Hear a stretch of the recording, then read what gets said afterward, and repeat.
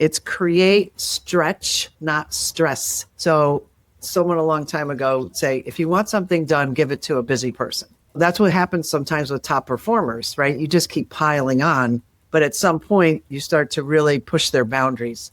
As a leader, you need to make sure that you're respecting those boundaries for people too.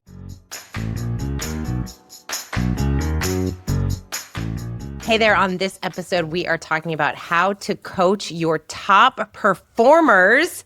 And who better to join me than our senior coach, Michele Marquis. Michele, so good to see you. Thank you, Kate. Thank you. It's always fun to have you back on the show. Well, I love this topic because I've worked with so many top performers in the past. Yeah, I think they'll enjoy this topic for sure. Yeah, we're always thinking about, obviously, we want to create a lot of value for you that is listening and making sure, obviously, you most likely are leading a team, coaching people, and the coaching tips that we want to provide are things that you can start doing today. And also, as you're thinking through, as we go through this list of how to coach your top performers, this is an opportunity for you to think about, oh, which of these do I do? And which of these may I need a little bit of improvement on? So this is a fun little, almost like a little assessment as well as we go. So yeah, absolutely. And believe me, it's not everything. I just picked 5.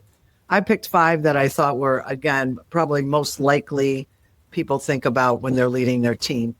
Yeah. When they're thinking about their top performers. So we specifically wanted to do this episode because, well, 2 things. One, coaching, as we always say, coaching is a gift. Coaching should be seen as a gift that you're giving your people, and your best people, they want to grow. If you have the right team members, they want to grow. And the best way to help them grow is to coach them. And so this is obviously very near and dear to our hearts because we coach a lot of people. And the clients that we work with, it's remarkable the transformation that we see from where they start and then 3 months in, 6 months in, a year in, and they're just a different person. They lead differently, they think differently, they're communicating differently, and they're coaching differently. So these are things that everybody needs, no matter if you are a senior level leader coaching your people or you just started coaching. And these are great tips that you're going to be able to walk away and start to leverage today, Absolutely. Which is what we want to give. So, yeah, and you brought up something that I think is important too, is that not a lot of people, well, it's getting better. However, a lot of senior leaders feel that coaching is for poor performers or people that are struggling in a certain area. They want to provide coaching. But to your point, it's the top performers who are the most coachable, right? Because they really do want to grow. They want to learn. So that's who you want to give the coaching to. That to me is the key, is having them coachable. If it's someone who's challenged and having a hard time, they're usually a little less coachable, is what I want to call it. So if you really want to make an impact in your organization, it's do both, okay? But offer it to everyone, but still your top performers are going to just grab hold of this and you'll see. I mean, look at elite athletes. They love coaching. They have coaching for everything, all different parts of their life. So, yeah, it's important to think about your top performers that way. And your top performers are the ones that they're already searching for resources to help them grow. They are the ones that are booking, they're going to conferences on their own, they're reading great books, they're listening to podcasts, they're having interesting conversations. They're looking for these kind of opportunities. So for them, if you give them a coach, oh my gosh, they're just going to eat it up. It's going to be amazing. And then they're going to learn how to use the skills that they are improving on and take it to their team. So it's Absolutely. This like trickle down effect that you have, which is awesome. So, all right, Michele, we came up a list of 5 ways to coach your top performers. So let's get into it. Okay. So the first one, fuel. They need fuel, right? How to fuel your A players, right? So a lot of people say, well, they don't need to be motivated because they motivate themselves. However, super important that you know what it is that motivates them. So I have 3 questions as examples that you could, again, has as part of a conversation, actually asking them, what do they enjoy most about their job or their work or their role within the organization? What do they find most challenging in their role? Because that also will give you okay, well, I don't want to spend that much time giving it to this top performer because that's not something that they really love. So knowing what challenges them is important. And then the third is, what do you look forward to each day when you come to work? So that'll also give you an idea, is it the people? Do they enjoy being around the other people? Again, knowing what motivates your top performance, super important. I've had people do, what do they call it? A reinforcement log. So they're asking them questions like, what are your dreams personally and professionally? Knowing something outside of the fact that, yes, they do their job really well, but what else in their life inspires them and keeps them motivated? And then how do they like to be recognized for a job well done? Some people like public recognition. Some people hate public recognition. So really knowing and understanding what motivates them and then how they want to be recognized when you do recognize them. Super important. This reminds me of when people say to check in on your friends that look like they have it all together. Like the people in your life that always just, they're responsible, they look like they're great, everything's fine. And because those are high achieving people. And oftentimes you're not calling those people just to check in and say, hey, how are you? How's it going? What's happening? It's like that, right? Like with our top performers, we're like, oh, they're good. We don't need to talk to them. They're fine on their own. They're figuring it all out. I have all the faith in them. And then we're spending all this time with other people that need a lot more help. Yeah. Well, they end up taking a lot of your time, to your point. That's super important also. Just giving them that time. And usually they don't need a lot of time, but they need a little time. Yes. To have those deeper conversations. Yes. When you have the right people and you're working together and all the things that we talk about when it comes to a great culture and you're mission driven and all that, when you do get a small amount of time with your leader, they appreciate that. I remember years ago, when I was working at a chamber of commerce and I said to my boss at the time, he started pulling me into meetings. And when he started doing that, I was like, ooh, this is amazing. I love being part of these meetings. And then I finally said to him, I said, I really need to be in more of these meetings because I learned so much just listening to you talk.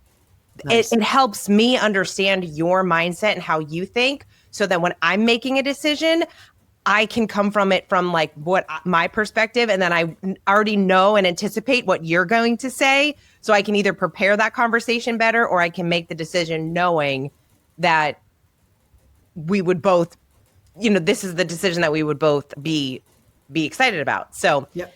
That's a great point. That's a great point because the opposite could have happened, right? Why are you pulling me into all these meetings? I have things to do. Right. Yes, that's true. So the opposite could have happened, but that was great that you gave him that feedback, right? So again, unintended consequences happen sometimes also, right? So Why was he pulling you into those meetings? Probably for the exact reason that you experienced. Yeah, but I didn't know it at the time. Like that's the thing that's cool is like I didn't know it at the time, which is what I love about great coaches where you see something in someone that they don't see in themselves. I was in my early 20s. I didn't know what I was doing. I was working at a chamber of commerce. I was around all these much older people than me, in their 30s, 40s, 50s, and 60s. And I was excited to be part of the room. I didn't know why I was being pulled into the room at the time because I just didn't know. But looking back, I think, oh, that's really cool. And then I've always appreciated being part of different conversations because that's the only way to really learn. It's the only way to learn and to grow and to really understand the organization.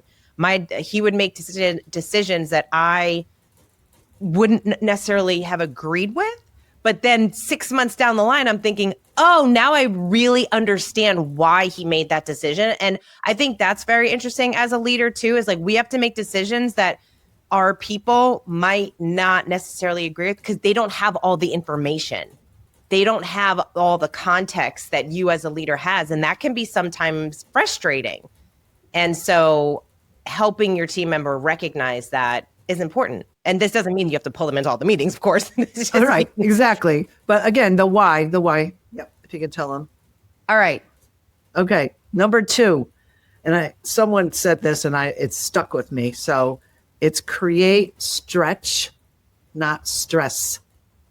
So someone a long time ago say, if you want something done, give it to a busy person. Right? Yep. So if you think about that philosophy, so that's what happens sometimes with top performers, right? You just keep piling on because, hey, Kate's got it together. We can just give it to Kate. Kate will make it happen. But at some point, you start to really push their boundaries, right? So you're really, as a coach, as you're coaching them as a leader, you need to make sure that you're respecting those boundaries for people too, because usually, and I'm speaking in general, right? They crave a challenge and they want to please you, right? They want to remain that top performer status, but be cautious that you're not pushing them too much and where there's a place to refrain. And then the other part of that is knowing and understanding their career goals kind of falls under that same umbrella. And I've seen this so many times. Top performers end up, you tap them to do a management role, and that's not their skill set. They should have never been put in that role. So really having those deeper conversations, like, where do you see yourself a year from now, 5 years from now? And knowing and understanding what they're thinking in terms of their career, because they may just be very happy as an individual contributor and they want to stay in this role forever. That may not be what you're thinking, but you need to know what they're thinking. You need to really understand that. So again, a couple of questions. Obviously, what are your career goals and aspirations? What training or development opportunities that you would like to work on? So even if it's still as an individual contributor, maybe there's a conference or something that as an individual they would like to attend. And then what new skills or knowledge would you like to acquire? So that's it's a very broader question for people to start to think about. I have a friend who, he's a great leader, but he's had some coaching. He's had some support and coaching, but this is years ago when he first started. They were probably 5 years into the company and it had started to get really big. It's a tech company. And so they really started getting big, and his right-hand person was so stressed. It was beyond stretch. It was like, nope, now I'm stressed. And they really built they built it together. And then all of a sudden he did exactly what leaders do. And she's like, oh, she's got it. She's going to figure it all out. And she was getting so stressed. She was so close to leaving the organization. And she had reached out to me and we had this conversation, and it was so interesting because it's exactly what you described. It was like, it went beyond stretch and then it was stress. And so some difficult conversations needed to be had, but those questions that you just posed, that's what they sat down and really talked through. What are your thoughts around the business? Like, for him, it was his company. So obviously he had his own dreams and goals for the business, but he didn't really know what it is that she really wanted. And they were different. What she wanted and what he saw were different, but they were able to come together and have that conversation. And they've been together this whole time. They're building and growing, and it's been over like almost 20 years now or so. Wow. And so it's just really remarkable. But having those difficult conversations is so important. Absolutely. So these questions. I love that, you always come to the show with questions, Michele. It's so great. Well, that's what coaching's all about. And, Yeah. I forget to say this sometimes, but just as a reminder, when you're meeting with someone, obviously you want open-ended questions. You don't want yes, no. You want to stick to as many open-ended questions as possible, but really think about it and prepare yourself before you have this conversation with your top performers. Don't just wing it, because it's really, really important. And if you really care about those top performers, which I know you do, take the time to really prepare yourself with good questions. Like, what would you want to be asked? Hopefully as a leader, you're one of the top performers too, right? So what would you want someone to ask you at this stage of your career? So super important for open-ended questions. Okay, number 3, how they are maintaining their top performance status is more important than the outcome. So top performance, what does an A player, top performer look like to you?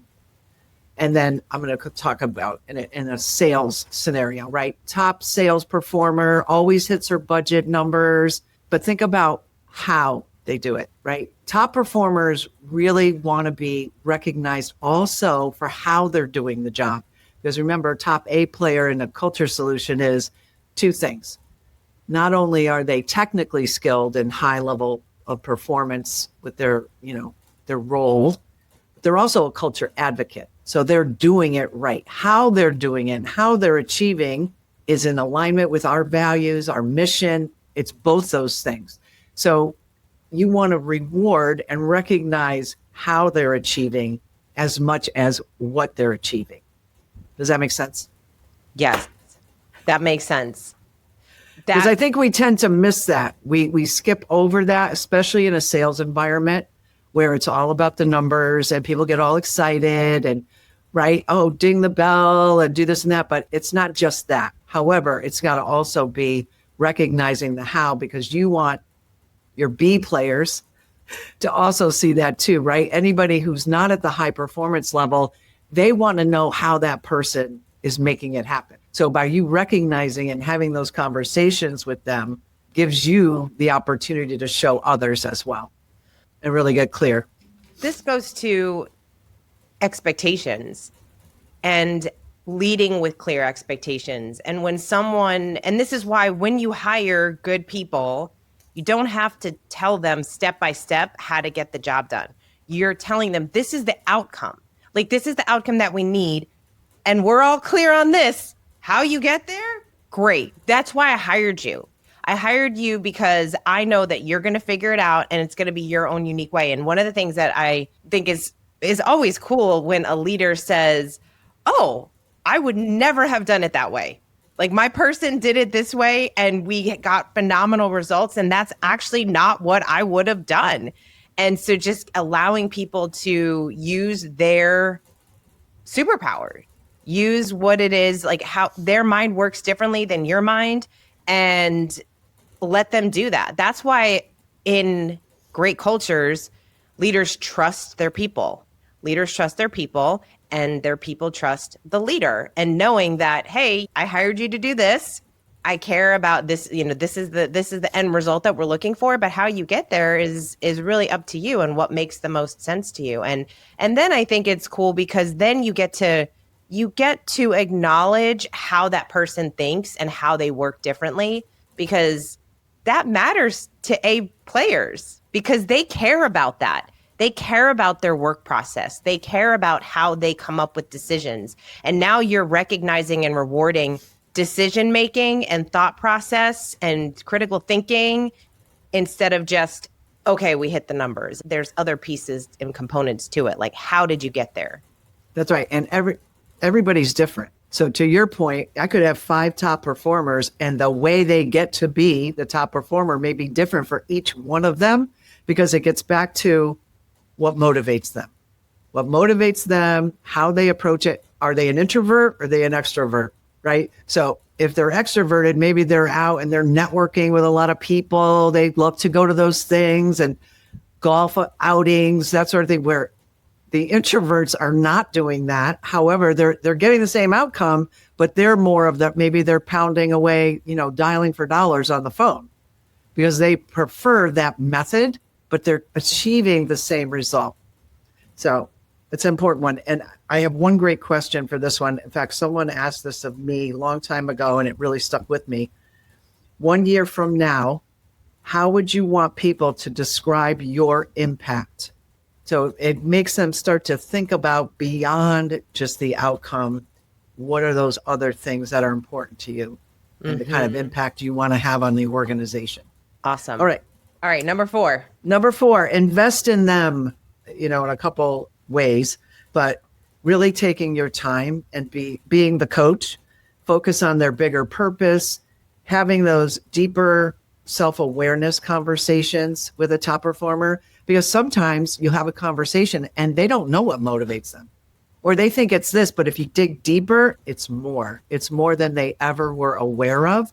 So really digging deeper, talking about future opportunities with them, letting them have an opportunity to tell you what's challenging them, having those conversations about, again, just deeper conversations about where they are and how they're performing at the top level. What are the tools that we could provide for them? That sort of thing. But really investing in that time. And they don't need a lot of it, but they need quality time. Not just, hey, great job with the numbers. And then do it again next month. Yeah, do it again next month. Yeah. We see that a lot with our dream managers, right? Like some of them are so shocked at how open their people are and how much they learn about their people because you invested in them in this life coaching program. And now you are having conversations about their dreams and what they see for their life. And they love the fact that most of these people have never had a coach. Most people have never had a coach. They've never invested in a coach. They've never had a coach at work. Obviously, they have a leader that might have been a really great coach. I mean, we always think about someone in your life that was a great coach to you. Maybe you weren't paying them. They just were a great coach to you because that's just their role that they played in your life. And we've all seen it and recognized it. But when an organization says, here, this is your new, officially a coach, whether it's a business coach, a life coach, whatever it is, that is not a typical benefit that companies are providing to their people. And that's why it's such a differentiator. And that's why people are almost shocked by it. And they obviously love it. And then the leader is sometimes surprised by the impact it really has on their people. And it's beautiful to see. Yeah, no doubt. And as a leader, I feel like it's your responsibility to be that coach for your people. If you don't have access to a coach, having that coaching style, it's a game changer for people. So again, just spending the time. What are you spending time on? And if it's too much on the poor performers, then you need to make an adjustment in that area for sure. All right, number 5. 5, last but not least, ask for feedback. How can I better support you in your role? Okay, you're really good at that here all the time. You're always asking, what else do you need? What else can I get for you? Because that is something else about a top performer. They're usually not very needy. They're usually pretty, again, self-sufficient. They want it to be that way. So that's I'm going to call it, in general, that's their nature, right? I have had other top performers who we're not like that. However, I'd say in general, most of them, they won't reach out. But if you pose that question to them, again, not on the fly, but in a real conversation, right? A meeting time, one-on-one, you probably get some really good feedback on that one as well. And then what suggestions do you have for improving the team or the company in general? Because it's an interesting conversation to have with a top performer and how they feel about the organization in general. They'll give you insight that you won't normally get as one of the leaders, right? If you look at the top performers, they're in tune, and there's reasons why they're staying with the company. And they'll probably be able to highlight some of that for you, or they're going to give you some good feedback on what they're not seeing that maybe they want to see. So having that kind of feedback from them is super important. Because again, they don't probably want to give you any feedback, right? They've got their blinders on. I'm a top performer. I'm going to stay this way and I'm going to stay in my lane. However, those are the people that you really want to know what they're thinking and what they're feeling. So we did an episode on, are you solving the right problem, with Thomas Wettelsborg? And he talks about the importance of bringing third-party people in from the organization. So it's great when you, like a leadership team, you have a leadership team meeting, but to bring in the executive assistant or somebody else that plays a role, the office manager or someone else in the role, and they see the organization differently. And you're giving them the opportunity to share their insights. And not everybody does that. Not every organization does that. And, that's partly because, obviously you're not going to use all of the feedback that someone shares with you. But when you have that type of culture where everyone feels like, if I have something to say, that my voice will be heard, that's a beautiful thing, because we all have blind spots. Yeah, and to be able to get feedback from other people. And again, this is why coaching is so great, right? It's that third party person. It's that Michelle always runs into my office, just to share, like, if she had a great call, and it's typically around like a question that you've asked them that really helped them see something differently and just completely change their perspective from the start of the call being stressed out and there's only one option and this isn't what I want to do, to, oh my gosh, I have so many more options than I thought. And these are actually more positive outcomes that I would achieve. And that's what a powerful question does. No doubt. No doubt. Yeah. Michele, do you think that most top performers would consider themselves top performers? Do you think they think of themselves that way? Yes and no. It depends on the person. I feel like there's two camps. One is, yes, and I'm more needy from the reinforcement, the recognition that motivates me. Depends on their motivation, right? Or I'm just doing my job. This is who I am. I don't really need it. They say this. They don't need any recognition. They don't want any They're just doing their job. This is the way they're made. So I feel like there's two different camps there to that question, right? One is, oh yeah, and they like to be crowned when you walk in, after they made their numbers. Yes, where is my crown? And then there's the others that just keep their head down and they just keep trudging along. And it's literally who they are. They are just those people.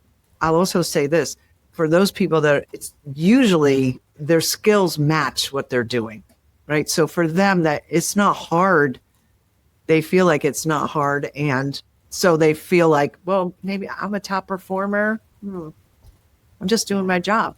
Yeah, that's one of the other things that I feel is a real gift that you get to give people, is to remind them that we already mentioned superpowers, but to remind them that their superpower is really special. Someone's superpower it comes so naturally to them. They just assume that it's easy for everyone else. Yes. Because that's just their nature. That's right. And so I find that a lot of people really don't give themselves credit for how they think, how they work, how they approach a situation, how they manage something. I see that in a lot of top performers. The top performers are probably not going home giving themselves a pat on the back. They're really going home like they work this way. In fact, I remember a few years ago, the first time I heard that term, anxious overachiever. And I'm always like, oh my gosh, there's so many anxious overachievers, because that's such an interesting term, because there's so many top performers. They want to achieve success. They want to keep growing and getting better. And it's almost like they continue to move the finish line. Like there's no finish line for top performers. They're like, oh, okay, we did this. Now we have to do this and we're going to get better and we're going to grow. And there's just so much momentum that you get to give them. And so when you're part of a culture, when you're part of a coaching culture, everybody is growing together and you feel like you're making progress. And the gift of coaching is the way to get there. Yeah, absolutely. No doubt about it. All right, Michele. Well, I feel like you've given everyone a good list of things that people can do to coach their top performers. Some great questions as usual. Yes, for sure. So if you are listening, there you go. You have all the things that you need now to go back and coach your top performers. And of course, if you want some help with coaching, whether that's for you to become a better leader so you can become a better coach to your people, or you're thinking about having someone on your team, maybe there's a top performer on your team. Think about your team right now. Who on your team is a top performer and you're thinking, oh my gosh, that person would eat this up. They would absolutely love it. And maybe you're not the coach for them. Maybe it's just not, you would prefer to have that third party person. Obviously, we would love to have that conversation with you. So you can reach out to us at floydcoaching.com. And Michele, any last minute parting words before we go? No, but that you just brought that up to my attention. And that's, what's your next step? Like I like to give them homework to do. So I would say this. Because the questions aren't enough and the list isn't enough. Michele's giving you homework. Yeah, homework. So really think about who are your top performers. And if you really can't check all these boxes, these 5 things, if you literally really don't have time and you want to pour into your top performers, who are they? And what do you think the benefit would be if you did pour into them in this way? Really think about that, but make your list of who the top performers, and make a commitment over the next 30 days to really think about, am I spending the time with them? Am I really doing these things? Not stretching them, not stressing them, stretching them, but not stressing them. Am I really doing these things? And then just, again, you have to do your own inventory of your people. And then you decide Yeah. how you're going to be more deliberate in spending time with them, quality time.